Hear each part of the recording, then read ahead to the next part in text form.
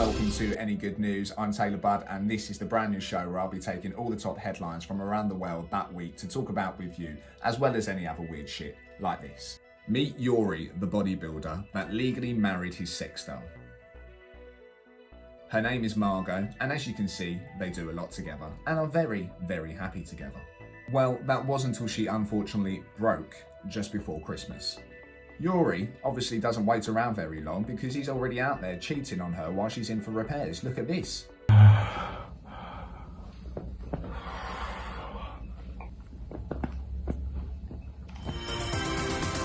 First up isn't so much a headline, but it's something I really need to get off my chest because I actually know this bloke personally. And when I saw this, I was absolutely shocked. Ryan Barr, or as he likes to be known as Romeo Barr, a woman beater that apparently puts out cigarettes on his girlfriend, spat at her, poured bleach over her, and then when she pissed him off, beat the dog up in front of her. There is really no need to bring the dog into your issues, is there? He also bullied her into $5,000 worth of debt, which he definitely is not going to pay back, and he probably spent it on his shit teeth. This is what the papers are saying, but how much of it we can actually believe, I don't know, because this report came from the girlfriend who didn't get the result that she wanted in court. Now, as I said, I did have the misfortune of knowing, working, and living next door to this absolute tool back in Zante 2016. He was an absolute tosser back then. One of those narcissistic types that thinks he's God's gift. He was always in fights with workers because he's a gobby little shit. Most of the girls that year in Zante slapped Romeo because he's just an absolute knobhead, including my two mates that slept with him and then fought against each other because of him. And I don't get it, because look at this absolute prick.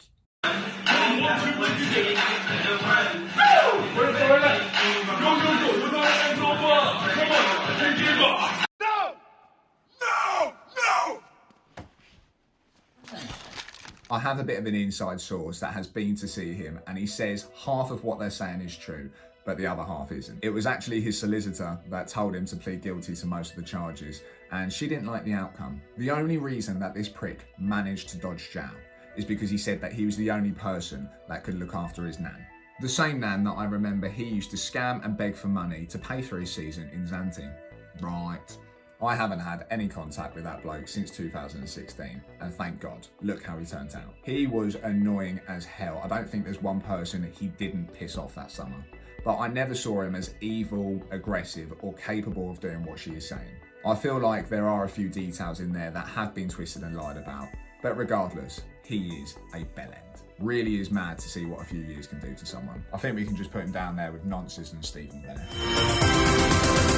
Next up, on the other side of the pond, I wanted to talk about Biden's inauguration and the last few days leading up to it. In Washington, D.C., just a few days before Biden steps up, and everyone's fears connect. The capital went into a full lockdown amid a security risk. So they brought in the army to keep the peace and stop any riots that might happen on the day. Trust Trump to be the reason that they shut down an entire state and not because of COVID. The living accommodations that the army were given while they were stationed in the capital was absolutely ridiculous. There was no way anyone could live in that and social distance at the same time. And because of this, what do we think happened? Nearly 200 National Guardsmen deployed to D.C. for the inauguration have tested positive for coronavirus. It was a very different experience in the build-up towards the inauguration. For starters, instead of thousands of people, they replaced it with thousands of American flags. Everyone was a little bit worried about what Trump was going to do in his last few days as president, like probably start a nuclear world war. But no! Instead of anything like that, Trump pardoned 74 people and gave commuted sentences to 70 people on his last day as president. I think Trump might be a bit of a rap fan because included in those names was Lil Wayne, who was nicked for carrying a gold-plated gun onto a plane, as well as Kodak Black, who was done for possession of a weapon. The one person that was actually expecting a pardon and didn't actually get one was Mr. Exotic. Carol Baskin killed her husband, whacked him. The day of the inauguration, Donald Trump was denied a military farewell following his impeachment from the Supreme Court. Awkward! This wasn't the first tradition to be broken on this year's Inauguration Day. Both Melania and Donald Trump both fled to Florida just hours before Biden was meant to be sworn in. The president, by tradition, is always at the inauguration to hand over to the new president. You really think Barack Obama wanted to be there handing over to Trump? No, but he was there, wasn't he? The only thing that Trump did leave behind was a note which was completely confidential for Biden's eyes only, which we will probably never hear about despite all the shit that's going on Twitter. Melania, by tradition, is also meant to show First Lady Biden around the White House, but did she fuck? They're both such sore losers and they could not stand to be at Inauguration Day handing over to Biden. Plus the fact that Melania's definitely not ever going to sleep with Trump again because he is a failed president. Not that they slept in the same bed anyway. The day itself was pretty standard. Minus the few thousand people, of course. Lady Gaga performed, which The Simpsons predicted yet again. Some nice speeches, Jennifer Lopez singing, and there we have it. Adios Trump, the failed president leaving absolutely no legacy behind, and hello Mr. Biden, the 46th president of the United States of America. Sleepy Joe. Joe changed 17 of Trump's policies on the very first day in office, which I think a lot of people are going to be happy about. The US are back in the World Health Organization after Trump accused them of helping China cover up the outbreak of COVID. The wall to keep the Mexicans out is adios. 4 years of money, materials and construction down the drain, but yeah, it really shouldn't have been a thing in the first place. He's reversed the travel ban on Muslim and African countries. He's rejoined the Paris Climate Accords. He's cancelled the construction of a 2,687 mile long pipeline that really pissed a lot of people off. Paused student loans. Catch up, Boris. Mandated a 100-day challenge to wear a mask, and removed Donald Trump's Diet Coke button in the Oval Office. Joe has also made an 8-year immigration reform plan, which to me seems a bit pointless because if he gets voted out in 4 years' time, which is entirely possible, they could come in and shit all over his policies just like they seem to do every time a new president comes in. So those people that have spent 4 years reforming and have got another 4 years to go are going to be pretty fucked and pretty pissed off. I'm very interested to see what's going to happen in Biden's first few weeks as president, but I will keep you updated as it goes. And finally, the boxing world. It's become a bit of a joke lately, don't you think? YouTubers fighting YouTubers. Boxing legends fighting YouTubers. UFC fighters potentially boxing YouTubers. Don't get me wrong, they all train stupidly hard for these fights and they put on a pretty good show. But now it's not what it used to be. It's all about the money and attraction. The Paul brothers are the two latest to trend in the boxing world at the moment, as Logan Paul is set to fight the legend that is Floyd Mayweather. Jake Paul is doing absolutely everything he can to secure a fight with Conor McGregor, which he's just not given into. There is not a single length that Jake Paul has not gone to piss Conor off to try and get this fight out of him. Starting with this video. Good morning, Conor McGregor. I know you're probably beating up old dudes in a bar right now, or maybe you're jacking off because you're sick of fucking your wife. I mean, she's a 4, Conor. You could do a lot better, but happy Monday. My team sent you a $50 million offer this morning. $50 million cash, proof of funds. The biggest fight offer you've ever been offered, but you're scared to fight me, Conor.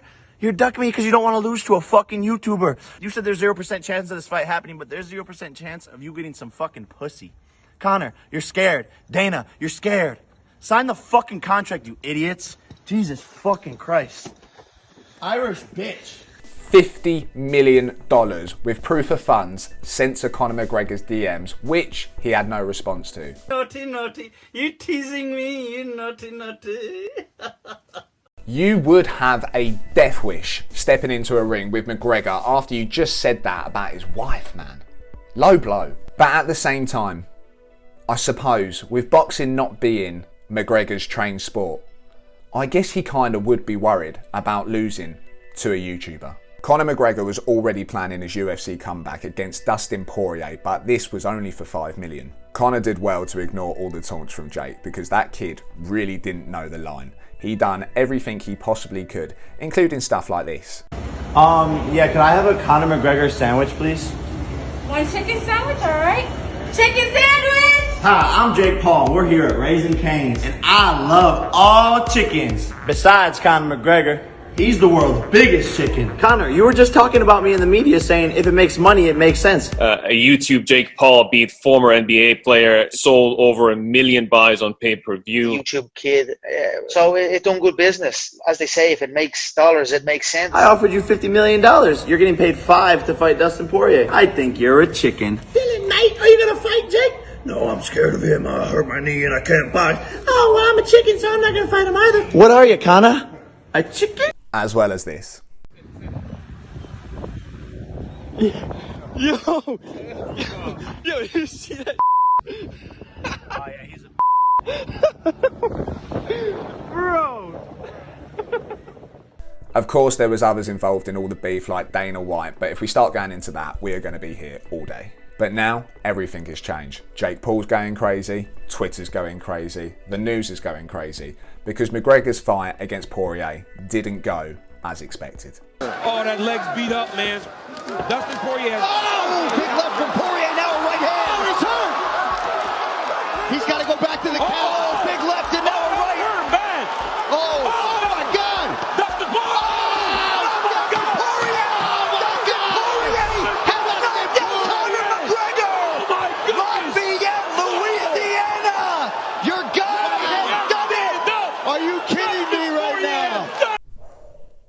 A knockout against the champ is not a good way to start your comeback. And obviously, Jake Paul being Jake Paul, he wasn't going to let him live this down. UFC 257, Conor McGregor just got knocked the fuck out.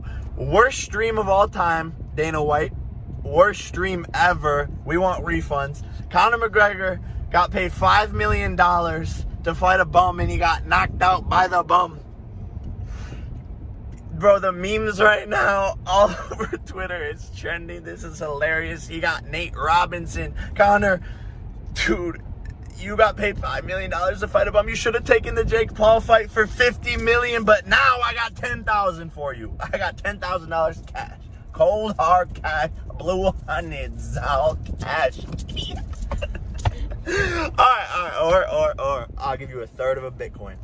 Pulling out of his $50 million fight offer for just 10k cash. That is the ultimate disrespect. Wankers. Fucking embarrassing. So now this loss has come about. I think McGregor might be rethinking this fight offer from Jake Paul. I would actually love to see this fight go ahead. McGregor's an animal and Jake is actually a decent boxer, so we will have to see if McGregor turns up on April the 17th. And that's all I've got time for on this week's Any Good News, but thank you for watching. Please make sure you like, share, subscribe, and I'll see you next Monday.